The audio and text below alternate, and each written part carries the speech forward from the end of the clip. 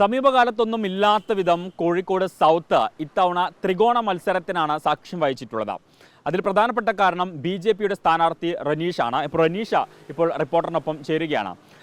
അതായത് ഇപ്പോൾ ഞാൻ സൂചിപ്പിച്ചതുപോലെ തന്നെ ഈ നിയമസഭാ തെരഞ്ഞെടുപ്പുകളിൽ സാധാരണഗതിയിൽ ഈ സൗത്ത് നിയോജക മണ്ഡലത്തിൽ അങ്ങനെ BJPക്ക് വലിയ ഒരു സ്വാധീനം ഉണ്ടാകാറില്ല. കാരണം CPM-ഉം ഒപ്പം തന്നെ കോൺഗ്രസും, അതായത് LDF-ഉം UDF-ഉം തമ്മിലാണ് മത്സരം ഉണ്ടാകാറ്. പക്ഷേ പതിവിൽ നിന്ന് വ്യത്യസ്തമായി ഇത്തവണ സൗത്ത് പോലെ ഒരു നിയോജക മണ്ഡലത്തിൽ ഒരു ത്രികോണ മത്സരം കാഴ്ചവെക്കാൻ റനീഷിന് സാധിച്ചു. അത് എത്ര കണ്ട് ഗുണം ചെയ്യും ഈ തെരഞ്ഞെടുപ്പിൽ? നിങ്ങൾ സൂചിപ്പിച്ച പോലെ ഒരു ത്രികോണ മത്സരം ഉണ്ടാക്കാൻ സാധിച്ചത് ജനങ്ങൾ മറ്റ് രണ്ട് മുന്നണികളിൽ നിന്നും വ്യത്യസ്തമായി പുതിയ ആളുകൾ വരണമെന്ന് ആഗ്രഹിക്കുന്നു എന്നുള്ളതാണ്. നമ്മൾ മനസ്സിലാക്കേണ്ടത് സൗത്ത് നിയോജക മണ്ഡലത്തിൽ ഞാൻ നേരത്തെ സൂചിപ്പിച്ച പോലെ വികസനത്തിൻ്റെ രാഷ്ട്രീയമാണ് നമ്മൾ മുന്നോട്ട് വെച്ചിട്ടുള്ളത്. ധാരാളം ജനങ്ങൾക്ക് വീടില്ല, റോഡുകളുടെ വികസനമായാലും അതുപോലെ പുതിയ തൊഴിലിടങ്ങൾ കണ്ടെത്തേണ്ടതുമായി ബന്ധപ്പെട്ടിട്ടുള്ള എല്ലാ കാര്യങ്ങളും ഇവിടെ ചർച്ചയായിട്ടുണ്ട്. ആ ചർച്ചയാണ് ഒരുപക്ഷേ ത്രികോണ മത്സരത്തിലേക്ക് എത്തിയത് എന്ന് കരുതുന്നു. മറ്റൊരു കാര്യം, എന്നെ സംബന്ധിച്ചും ഞാൻ ഇവിടെ ജനിച്ചു വളർന്ന ഒരാളാണ്. 2 പ്രാവശ്യം കൗൺസിലർ എന്ന രീതിയിൽ പൊറ്റമ്മലും പുതിയറിലും കൗൺസിലർ ആവാൻ സാധിച്ചു. ഇതൊക്കെ തന്നെ ജനങ്ങൾ നൽകിയിട്ടുള്ള വിശ്വാസമാണ്. അതുകൊണ്ട് തന്നെ മണ്ഡലത്തിൽ എന്നെ ആളുകൾക്ക് പരിചയപ്പെടുത്തി കൊടുക്കേണ്ട ആവശ്യമില്ല എന്നാണ് മനസ്സിലാക്കിയത്. അതുകൊണ്ട് തന്നെ അതും എനിക്ക് ഗുണകരമായി എന്ന് കരുതുന്നു. തീർച്ചയായും വളരെ വലിയ പ്രതീക്ഷയിലാണ് ഞങ്ങളുള്ളത്. നാളെ അതിൻ്റെ റിസൾട്ട് വരുമ്പോൾ ഒരു ചരിത്രം സൃഷ്ടിക്കപ്പെടുമെന്ന് ഞങ്ങൾ വിശ്വസിക്കുന്നു. ഏതെങ്കിലും ഒരു മൈനോറിറ്റി കൂടുതലുള്ള ഒരു മണ്ഡലമാണ്, അല്ലെങ്കിൽ അതനുസരിച്ചുള്ള ഒരു വോട്ട് ഷെയർ ഇന്ന വിഭാഗത്തിന് കിട്ടും, അങ്ങനെയുള്ള ഒരു പ്രചരണമാണ് കാലാകാലങ്ങളായിട്ട് നമ്മുടെ ഈ മണ്ഡലത്തിൽ, പ്രത്യേകിച്ച് സൗത്ത് മണ്ഡലത്തിൽ വന്നിട്ടുണ്ടായിരുന്നു. പ്രത്യേകിച്ച് UDF-ന് ആധിപത്യമുള്ള ഒരു മണ്ണുകൂടിയാണ് സൗത്ത് നിയോജക മണ്ഡലം. ഇടക്കാലത്ത് LDF വരും പോകും എന്നല്ലാതെ. അപ്പം അത് ഏതെങ്കിലും തരത്തിൽ അങ്ങനെ വോട്ട് ഷെയർ ഏതെങ്കിലും തരത്തിൽ റനീഷിന് ഏതെങ്കിലും വോട്ടുകൾ അനുകൂലമാകാനുള്ള സാധ്യതയുണ്ടോ? ഇനി അതല്ലെങ്കിൽ ഏതെങ്കിലും വോട്ടുകൾ സ്പ്ലിറ്റ് ആവാനുള്ള ഒരു സാധ്യതയുണ്ടോ? അല്ല, നിങ്ങൾ സൂചിപ്പിച്ചത് എന്തുകൊണ്ടാണ് ഇത് UDF-ന് അനുകൂലമായ മണ്ഡലമായി നിങ്ങൾ കണക്കാക്കുന്നത് എന്ന് ചോദിച്ചാലും വളരെ സ്പഷ്ടമായ ഉത്തരം മുസ്ലിം ഭൂരിപക്ഷമായിട്ടുള്ള 50% മുസ്ലിങ്ങളുള്ള അല്ലെങ്കിൽ ന്യൂനപക്ഷ വിഭാഗങ്ങളുള്ള എന്ന് പറയുന്ന ഒരു മണ്ഡലമായതുകൊണ്ടാണല്ലോ നിങ്ങളിത് പറയുന്നത്. ആ കാലഘട്ടം മാറിയെന്നാണ് പറയുന്നത്.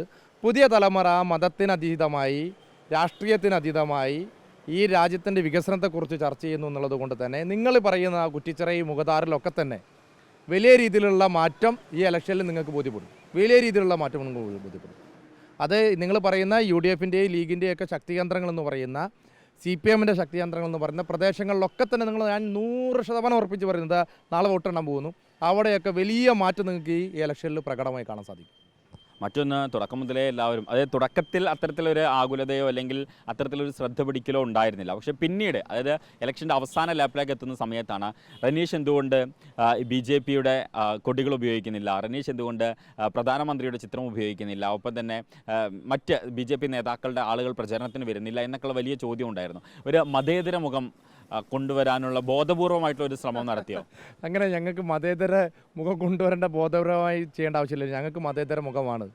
പക്ഷേ കേരളത്തിനകത്ത് UDF LDF-ഉം പറഞ്ഞ് ആളുകളെ പറ്റിച്ചു കൊണ്ടിരിക്കുന്നത് എന്താണ്?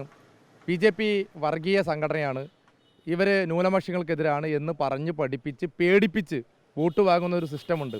ഞങ്ങൾ നിങ്ങളുടെ സംരക്ഷകരാണ്, ന്യൂനപക്ഷത്തിൻ്റെ സംരക്ഷകർ ഞങ്ങളാണ് എന്ന് പറഞ്ഞ് പേടിപ്പിച്ച് വോട്ട് വാങ്ങുകയാണ്. അല്ല, വികസനം പറഞ്ഞുകൊണ്ടല്ല.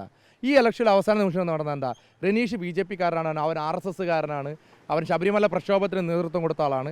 അതുകൊണ്ട് അവന് വോട്ട് ചെയ്യരുതെന്ന് UDF LDF അവസാനത്തെ 4 ദിവസം വ്യാപകമായി സോഷ്യൽ മീഡിയയിൽ പ്രചരണം നടത്തേണ്ടി വന്നില്ലേ? അപ്പോൾ ഇത് ഞാൻ നേരത്തെ പറഞ്ഞ മതം പറഞ്ഞ് വോട്ട് വാങ്ങുന്ന ആ ഒരു സിസ്റ്റം മാറും. ഇന്നല്ലെങ്കിൽ നാളെ അതിന് മാറ്റം ഉണ്ടാവും. ജനങ്ങൾ വികസനത്തോടൊപ്പം നിൽക്കും. നിങ്ങൾ സൂചിപ്പിച്ച പോലെ ന്യൂനപക്ഷ വിഭാഗങ്ങളിൽ നിന്ന് എഡ്യൂക്കേറ്റഡ് ആയിട്ടുള്ള പുതിയ തലമുറയിൽ വലിയ മാറ്റമുണ്ട്. അവർ ലോകത്തെക്കുറിച്ച് കാണുന്നു, സോഷ്യൽ മീഡിയ ഉപയോഗിക്കുന്നു. അവർക്കറിയാം ഇന്ന് ലോകത്ത് നിങ്ങൾ പറയുന്ന ന്യൂനപക്ഷ വിഭാഗങ്ങൾ വളരെ സമാധാനത്തോടെ ജീവിക്കുന്ന ഒരേ ഒരു രാജ്യം പറയുന്നത് നമ്മുടെ നിങ്ങൾ ഈ പറയുന്ന BJP-കാരനായിട്ടുള്ള പ്രധാനമന്ത്രി ഭരിക്കുന്ന ഈ രാജ്യമാണ്. മറ്റൊരു നിങ്ങൾ ഉന്നയിച്ചൊരു കാര്യം, ഞാൻ പ്രധാനമന്ത്രിയുടെ ഫോട്ടോ ഉപയോഗിച്ചില്ല, ഞാൻ അത്തരത്തിൽ അമിത്ഷായുടെ, എൻ്റെ എല്ലാ റീൽസും നിങ്ങൾക്കറിയാമല്ലോ, എൻ്റെ എല്ലാവിടെയും ഞാൻ താമര ചിഹ്നം, എൻ്റെ നെഞ്ചത്ത് താമര ചിഹ്നം ഉണ്ടായിരുന്നു.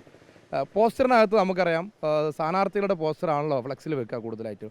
പിന്നെ ഞങ്ങളുടെ വികസന രേഖ ഉണ്ടായിരുന്നു. ആ വികസന രേഖയുടെ എല്ലാ വീട്ടിലും ഞങ്ങൾ പ്രിൻറ്റ് ചെയ്ത് കൊടുത്തു. വികസനങ്ങളിൽ നരേന്ദ്രമോദി സർക്കാർ ഈ നാട്ടിൽ നടപ്പിലാക്കിയിട്ടുള്ള, ഈ രാജ്യത്ത് നടപ്പിലാക്കിയ വികസന പ്രവർത്തനങ്ങളെക്കുറിച്ച് വളരെ വിശദമായിട്ടുള്ള സാധനം. അപ്പോൾ ഇതൊക്കെ ഒരു ആരോപണങ്ങളായിരുന്നു. ഇങ്ങനെയാണ് റനീഷ് ഇല്ലാത്തൊരു മുഖം ഉണ്ടാക്കാൻ ശ്രമിക്കുക, അങ്ങനെയൊന്നുമില്ല. ഞാൻ എൻ്റെ +2 കഴിഞ്ഞ് ഡിഗ്രി വിദ്യാഭ്യാസം ഗുരുവായൂരപ്പൻ കോളേജിലാണ്.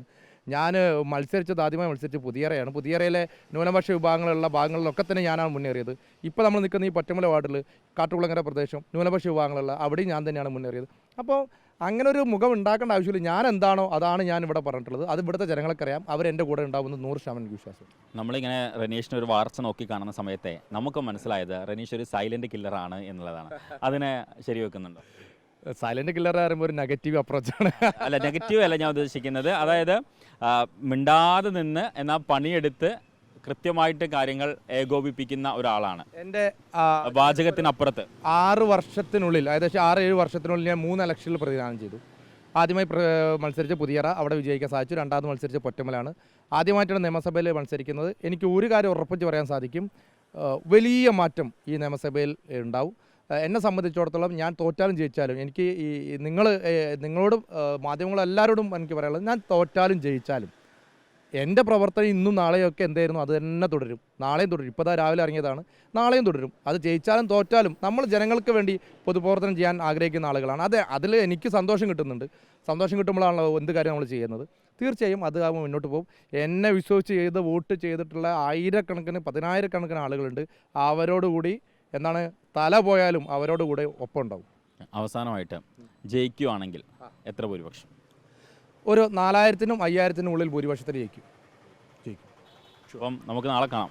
All the very best. Thank you so much. അപ്പം റനീഷാണ് കൂടെ ചേർന്നിട്ടുള്ളത്. വലിയ ആത്മവിശ്വാസമാണ്. അപ്പോൾ ഇത്തവണ സൗത്ത് നിയോജക മണ്ഡലത്തിൽ ഒരു അട്ടിമറി റനീഷ് പ്രതീക്ഷിക്കുന്നുണ്ട്. നമ്മളും കാത്തിരിക്കുകയാണ് നാളത്തെ വിധി ദിനത്തിനായി.